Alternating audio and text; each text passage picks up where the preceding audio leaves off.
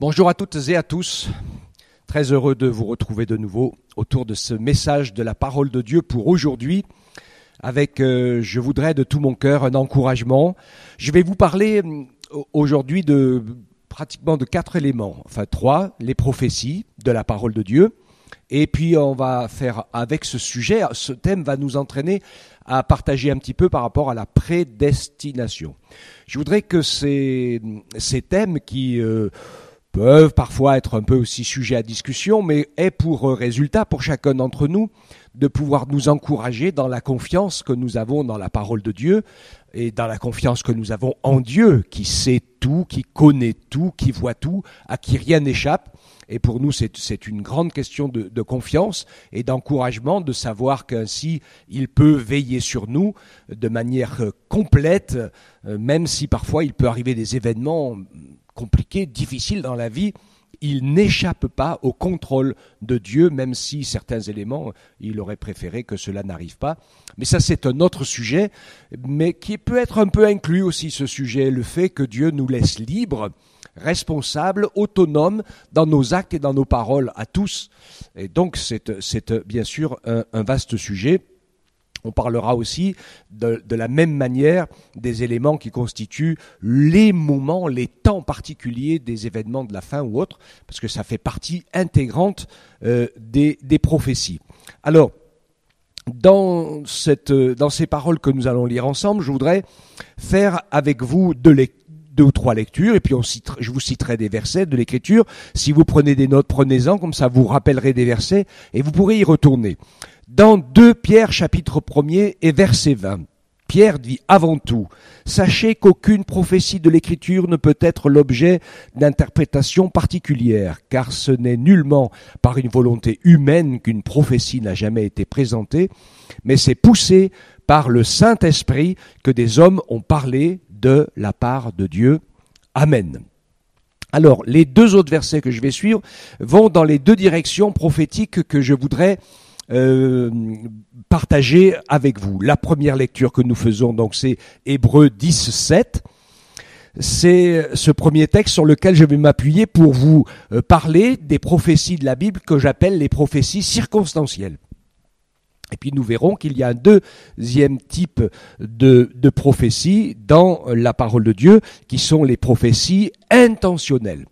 Et je vais vous expliquer la différence. Donc la première lecture nous parle donc des prophéties, je rectifie, et prophéties intentionnelles. Et donc dans Hébreux 17, il est dit, j'ai dit, voici, je viens, dans le rouleau du livre, il est écrit à mon sujet, pour faire, ô Dieu, ta volonté. Ici, c'est une prophétie intentionnelle. Je vais vous lire un autre texte, qui est plutôt une prophétie circonstancielle. C'est le texte de la Genèse, chapitre 3, versets 15 à 19, qui est la conséquence directe de la chute dans le péché de Ève d'abord, puis de Adam qui l'a suivi. Il parle donc de ce qui va se passer entre les deux, et ça introduira un peu mon sujet de la semaine prochaine sur les ministères féminins. Je mettrai inimitié entre toi et la femme, il parle au serpent, entre ta descendance et sa descendance. Celle-ci t'écrasera la tête et tu lui écraseras le talon. Et donc ce mot d'écraser la tête, écraser le talon, eh bien c'est une prophétie ici, celle-là qui est intentionnelle. Après, il dit à la femme, je rendrai tes grossesses très pénibles, c'est avec peine que tu accoucheras, tes désirs se porteront vers ton mari, mais lui, il dominera sur toi. Et il dit à la femme, parce que tu as écouté la voix, et il dit à l'homme, il dit à l'homme, parce que tu as écouté la voix de la femme, que tu as mangé de l'arbre dont je t'avais défendu de manger, le sol sera maudit à cause de toi, et c'est avec peine que tu en tireras la nourriture tous les jours de ta vie, et il te produira des charbons et des broussailles, et tu mangeras de l'herbe de la campagne, et c'est à la sueur de ton visage que tu mangeras du pain, jusqu'à ce que tu retournes dans le sol, d'où tu as été pris, car tu es poussière, et tu retourneras à la poussière. Et ça, c'est une prophétie, une prophétie, une parole circonstancielle, parce que c'est les conséquences directes de la chute. Donc Dieu annonce tout ce qui va arriver maintenant que l'homme a chuté. Mais avant que cela arrive, Dieu avait tout prévu. Et dans ces prophéties donc intentionnelles, il avait prévu avant la création du monde, et c'est pour ça qu'il a créé le monde, puisque Jésus, la parole, a été d'accord de s'offrir en sacrifice pour racheter les hommes pécheurs. Donc ici, c'est une prophétie intentionnelle qui annonce que Jésus viendra, il écrasera la tête du serpent, et que le serpent lui blessera le talon. Ça ne peut pas faire autrement que de me faire penser à la crucifixion avec les clous qui ont transpercé les mains et les pieds de Jésus quand il était sur la croix en train d'expier nos péchés. Alors, premier élément que je veux mettre en place, c'est essentiel, c'est que d'abord Dieu est omniprésent, omniscient et omnipotent. C'est essentiel pour que nous puissions comprendre de quelle manière Dieu nous parle de manière prophétique. Il est omniprésent, c'est-à-dire quoi? Eh bien, ça veut dire qu'il est présent partout dans l'espace et le temps. Il est même hors du temps. Il est avant le temps, il est pendant le temps, il est après le temps. Et donc, nous allons voir que, eh bien, Dieu a, en conséquence, la conséquence de son omniprésence, c'est son omniscience, puisqu'il connaît tout, il voit tout et il sait tout. Donc ça, c'est impressionnant, hein. Et ça nous parle bien sûr ensuite de son omnipotence, donc toute sa toute-puissance. Dieu peut tout, mais il ne fera jamais n'importe quoi, parce que tout ce qu'il fait a un sens, est juste et saint. Il ne fera jamais le mal et il respecte toujours sa parole et ses plans. Donc ça c'est important, chacun de ces éléments est très important. Et donc nous allons découvrir que dans la Bible, il y a ces deux familles de prophéties. Elles sont toutes de Dieu, elles émanent de lui, de sa connaissance et de sa puissance parfaite. Et ça c'est rassurant parce que rien n'échappe à Dieu. Et il y a donc, comme je viens de vous le dire, les prophéties intentionnelles de Dieu. Il annonce à l'avance tout ce qui concerne ses plans et c'est impressionnant de voir le plan de Dieu. Il a décidé de se révéler au fur et à mesure aux hommes, d'abord par les patriarches, ensuite par la loi, ensuite par les prophètes, et puis ensuite, bien sûr, par le Nouveau Testament, par la grâce, la venue de Jésus. Donc il y a un plan intentionnel, bien construit, saisi, où Dieu ne fait pas n'importe quoi, mais il se révèle de plus en plus jusqu'à son retour. Il y aura le millénium, puis le jugement dernier. Je vous fais on appelle ça les temps de Dieu. Hein, et c'est là-dedans, dans tout ce que la Bible nous annonce à ce sujet-là, eh bien, ce sont des prophéties intentionnelles. Il y a d'autres éléments qui sont les prophéties circonstancielles, et cela, ce sont des éléments qui émanent de sa connaissance, du fait qu'il soit omniprésent et omniscient, mais ce n'est pas lui qui a généré les actes. C'est nous. Et c'est très important, elles concernent donc ces prophéties circonstancielles de Dieu, de la Bible, hein, ces prophéties, ces paroles de Dieu, qui sont des paroles de connaissance en fait, de Dieu, elles concernent nos actions et nos réactions à nous les hommes, face à notre propre personne, face au péché, face à la parole de Dieu, face aux éléments de Dieu. Il y a un certain nombre de choses que Dieu a écrites de manière prophétique, dans lesquelles il y est absolument pour rien. C'est nous qui avons fait, c'est nous qui avons agi, c'est nous qui avons réagi, mais Dieu l'écrit parce que lui, il connaît déjà la fin de l'histoire. Il a déjà vu tout le livre, et les choses ne sont pas arrivées, et j'aime le dire, dans les prophéties intentionnelles, les choses sont arrivées parce qu'elles sont écrites et dites par Dieu, parce que c'est son intention et ses plans, et dans les prophéties circonstancielles, eh bien, elles sont écrites parce que Dieu les a vues se faire. Mais, en quelque sorte, j'exagère un peu, mais en quelque sorte, il y est pour rien. Alors, nous nous arrêtons sur les prophéties intentionnelles. Dans les paroles de Jésus, elles sont d'ailleurs ces prophéties à certains moments assez limitées. Je vous avais remarqué en lisant les Écritures que Jésus, exprès, je le dis exprès, ne répond pas à toutes les questions qu'on lui pose. J'ai toujours été impressionné par ce thème particulier qui a été abordé à plusieurs reprises, où le Messie doit naître à Bethléem. Et il y a bien sûr une confusion, et on le sait quand on lit les évangiles, parce qu'on découvre que Jésus est né à Bethléem, mais il n'y est pas resté si longtemps que ça. Non seulement il est né à Bethléem, mais en plus il est de la descendance de David. Et donc ces choses sont claires pour nous, elles sont évidentes, elles ne l'étaient absolument pas pour les gens de son temps, parce qu'il a émigré tout de suite en Égypte, et que sa famille était installée avant à Bethléem, à Nazareth, pardon, excusez-moi. Sa famille était installée avant à Nazareth, et sa famille, après le moment de la période d'exil en Égypte, retourne à Nazareth. Donc ce qui fait qu'il y a un brouillage de cartes.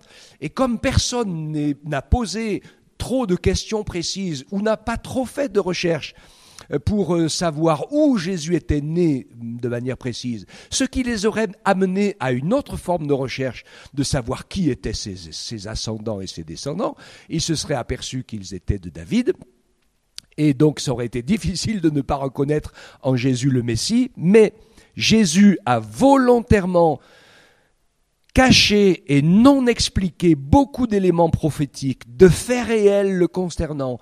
Il a parlé en parabole de manière mystérieuse, car l'objectif de Jésus n'était pas le trône terrestre et d'être reconnu pour Messie, mais la croix. On l'a tous bien compris. Ce que les disciples à l'époque avaient bien du mal à comprendre, mais ce que nous avons bien compris aujourd'hui, parce que Jésus l'a expliqué clairement, plus tard les apôtres, Paul et Pierre et tout le monde l'a expliqué de manière très très claire, et toute la Bible l'explique de manière très claire, quand finalement on y voit clair, et quand les événements sont arrivés, et que Jésus est mort et que Jésus est ressuscité, alors on comprend le sens d'Ésaïe 53, on comprend le sens du psaume 22, qui annonçait les circonstances de sa mort, et le pourquoi de sa mort, avec la volonté intentionnelle de Jésus de venir et de s'offrir en sacrifice pour nous sauver et pour nous racheter. J'ai pris cet exemple de Matthieu 13, les versets 10 à 14, où les disciples s'approchent de Jésus et lui disent « Pourquoi tu parles au peuple en parabole ?» Jésus leur répondit « Parce qu'il vous a été donné de connaître le mystère du royaume des cieux, et qu'à eux cela n'a pas été donné. Car on donnera à celui qui a, et il sera dans l'abondance, mais à celui qui n'a pas, on ôtera même ce qu'il a. C'est pourquoi je parle en parabole, parce qu'en voyant, ils ne voient pas, et qu'en entendant, ils n'entendent ni ne comprennent, et pour eux s'accomplit cette prophétie d'Ésaïe, vous entendez bien et vous ne comprenez point, vous regardez bien et vous ne verrez point. » Donc c'est ce qui s'est passé au moment de la venue de Jésus. Maintenant, il faut savoir que cette prophétie, par exemple, qui a été annoncée, qui est assez circonstancielle ici, eh bien, une fois que c'est arrivé, eh bien que Jésus est mort et que Jésus est ressuscité, quand le Saint-Esprit agit et qu'il appelle les hommes et les femmes à se convertir, eh bien les cœurs sont touchés. Et même, nous est-il dit, nous dit l'Écriture dans le livre des Actes, une foule de sacrificateurs ont obéi à la foi. Que des gens du peuple qui avaient certainement méprisé Jésus et qui ne l'avaient pas reconnu pour le Messie, eh bien nombreux sont ceux qui l'ont reconnu et qui l'ont accepté comme leur sauveur. Donc voilà, il y a aussi ces prophéties qui sont limitées dans le temps. Par exemple, dans la généalogie de Jésus, eh bien, il y a un certain nombre de choses très précises et incontestables qui sont dites. Il y a la généalogie des géniteurs, c'est des prophéties sur ses ancêtres dans l'évangile de Luc. Ou alors, il y a des généalogies sur les prétendants au trône. Puisque Jésus s'assoit sur le trône de David, il est le roi des rois, le roi d'Israël, le roi des rois, le roi des peuples, le roi du monde. Il est le grand roi. C'est ce que Matthieu, dans la généalogie de Christ, aborde. Et c'est pour ça qu'elle est légèrement différente de celle de Luc, parce que dans Matthieu, c'est tous ceux qui ont régné et tous les prétendants au trône d'Israël. Donc je dis et je redis, dans les prophéties intentionnelles de Dieu, souvent les cartes sont un petit peu brouillées dans plein d'éléments pour que tout ne soit pas facile à saisir.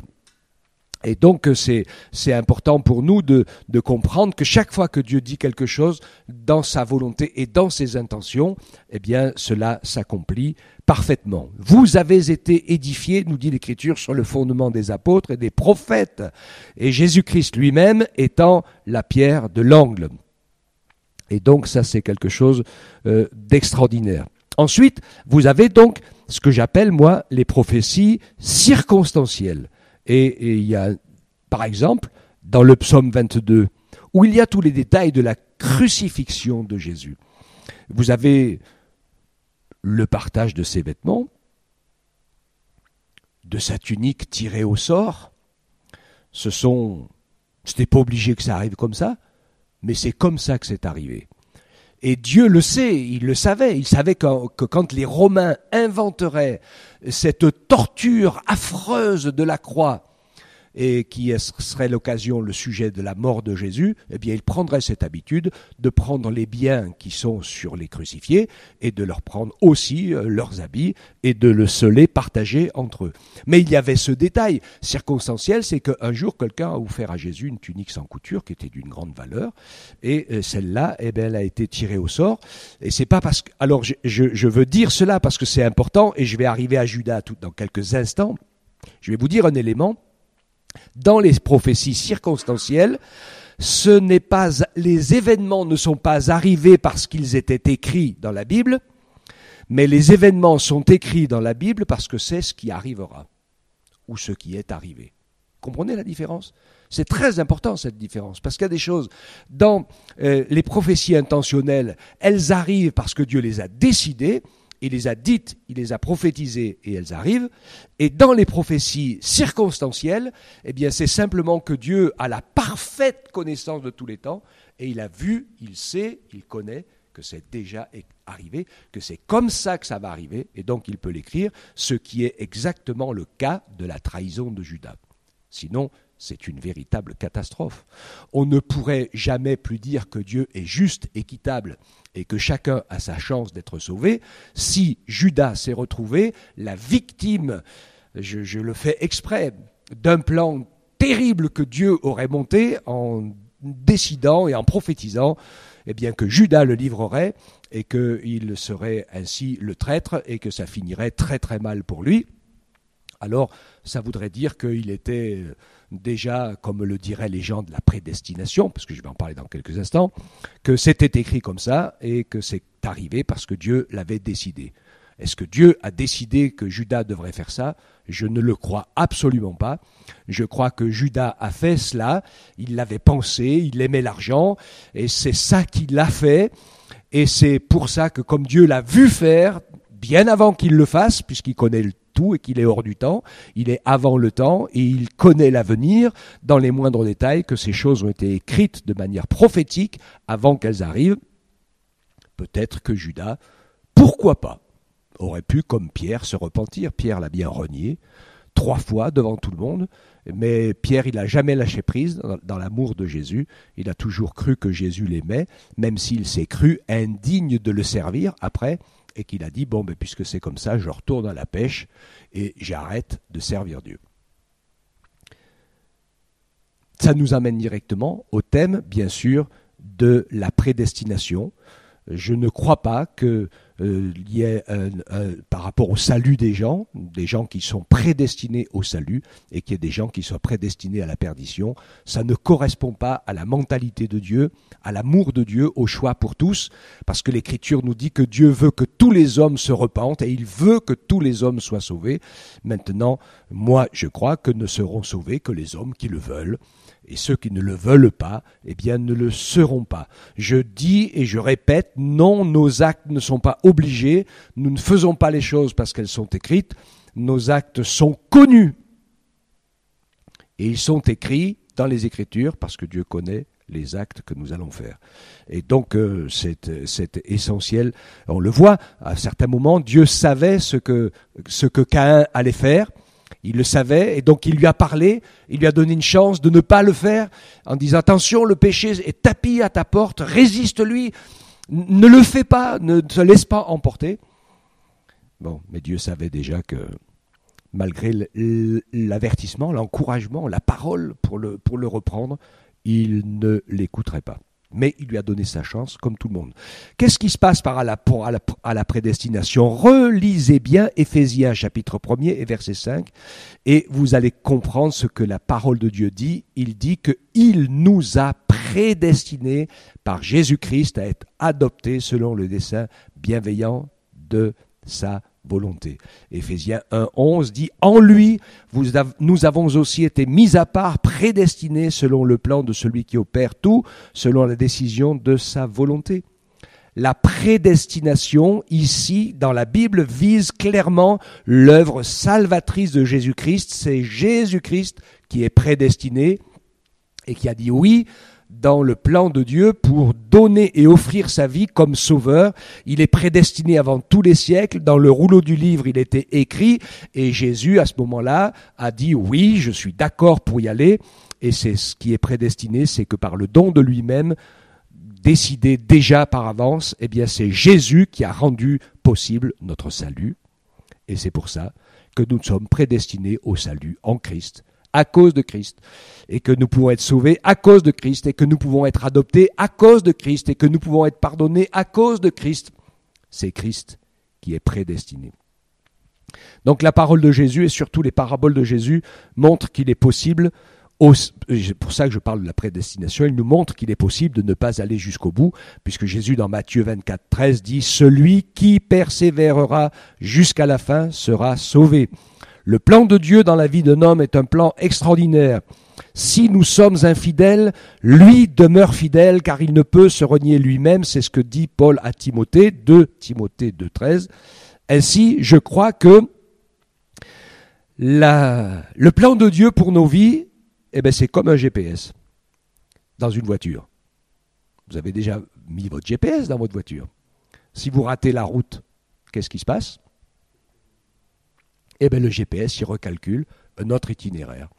Et c'est là que le Dieu agit dans sa fidélité, mais attention, parce que parfois on rate beaucoup de routes que le Seigneur nous trace.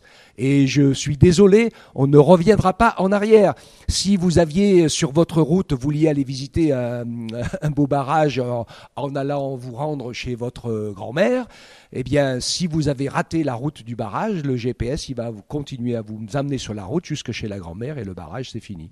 Vous voyez ce que je veux dire ? Alors là, c'est un peu imagé, parce que vous pouvez toujours changer d'avis, reprogrammer et retourner au barrage. Mais je veux dire que dans la vie, quand il y avait une circonstance dans laquelle le Seigneur voulait vous conduire, parce que plusieurs circonstances étaient là en même temps, vous n'avez pas voulu obéir, eh bien, ce plan, il est perdu pour vous. Et le GPS de Dieu, sa grâce, sa fidélité vous reconduit sur un autre plan B, plan C, plan... Moi, je vous propose un deal. Faites tout ce que vous pouvez pour commencer par les premiers plans de Dieu. C'est toujours les meilleurs, parce qu'à chaque fois qu'on rate le plan de Dieu, il raccourcit le niveau d'expérience, il raccourcit le niveau de choses belles qu'on peut vivre avec lui, etc., parce qu'on passe à côté. Et ça, c'est très dommage, alors que le Seigneur nous permette de ne pas passer à côté de ce qu'il a prévu pour chacun d'entre nous. Ça nous amène à un autre élément qui est dans le même sens que la prédestination, parce que c'est le jour de l'enlèvement de l'Église et le jour du jugement dernier. Là aussi, il y a des choses qui sont importantes, essentielles à comprendre et à saisir, parce que l'Écriture nous dit que personne ne connaît ni le jour ni l'heure, ni le Père seul. Mais le Père seulement connaît le jour et l'heure. Et ça va nous mettre en évidence quelque chose de complètement essentiel dans ce domaine-là.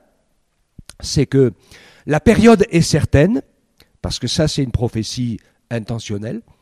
La période, le moment est certain, mais le jour et l'heure ne sont pas fixés. Parce que ça va dépendre des circonstances. Vous savez qu'une femme qui va mettre un enfant au monde, elle va porter le bébé 9 mois. Ça, on le sait. Donc, au bout d'un moment, on se dit, il n'y a rien à faire, l'accouchement va arriver. Mais personne ne sait ni le jour et l'heure. Et pour le retour de Jésus, c'est exactement pareil. Et ceux qui essayent de fixer cela, même l'année, à mon avis, je vais vous dire un truc, moi, parce qu'à chaque fois que quelqu'un sort un bouquin où il fixe quelque chose, je rigole, parce que je me dis, si jamais le Seigneur avait choisi cette date-là, il va la changer tout de suite. Comme ça, c'est sûr que ça arrivera au moment où personne n'y pense, au moment où personne ne s'y attend. Tout le monde sera surpris, nous dit la parole. Le jour du Seigneur viendra comme un voleur dans la nuit. Alors que Dieu nous encourage à pouvoir le suivre ainsi. Donc, le Seigneur a tout écrit dans sa parole. Rappelez-vous ces deux approches que nous avons qui sont essentiellement responsabilisante pour chacun d'entre nous. C'est pas que Dieu a tout décidé et puis que nous on subit. Non, non, non, non, non, non. Nous avons notre part, nous avons nos choix, nous avons une grande espace de liberté. Nous avons d'ailleurs une liberté totale, on le sait. On peut même décider de tuer quelqu'un. Dieu ne va pas nous empêcher. On peut décider de bénir quelqu'un et de tout lui donner. Dieu ne va pas nous empêcher. C'est notre libre arbitre et c'est surtout ça qui doit conduire et guider notre vie. Nous ne sommes pas des objets, nous ne sommes pas ballottés entre la volonté de Dieu et la volonté du diable. C'est nous les décideurs. Nous n'avons pas de puissance, mais nous avons l'autorité de décider et ça c'est fondamental. Alors saisissez cette autorité de décider par la foi pour vous inclure dans les plans que Dieu a prévus pour chacun d'entre vous. Et ainsi le chemin se déroulera comme Dieu l'a prévu et ça c'est le meilleur pour toi, pour moi, mon ami, mon frère. Que Dieu te bénisse. Amen. Merci pour ta parole. Merci Seigneur d'avoir tout prévu pour ce qui est de notre salut et de ce qui est essentiel. Tu as tout prévu et tu as tout annoncé et tout arrive comme tu l'as prévu. Merci aussi de nous montrer que rien ne t'échappe et que tu connais nos cœurs et nos vies dans les moindres détails et qu'il nous faut apprendre à t'obéir, à te faire confiance, à te mettre en premier, à déposer tout à tes pieds pour que ce soit ta volonté qui s'accomplisse dans nos vies, car ta volonté est bonne, agréable et parfaite. Et c'est pour ça que nous pouvons te bénir et te célébrer ensemble. Donne-nous l'humilité, la simplicité de te suivre, de t'écouter et de marcher avec toi pour que ainsi ton plan s'accomplisse dans chacune de nos vies comme cela t'est agréable. Que ton nom soit béni. Père, nous te célébrons ensemble dans le nom de Jésus. Amen.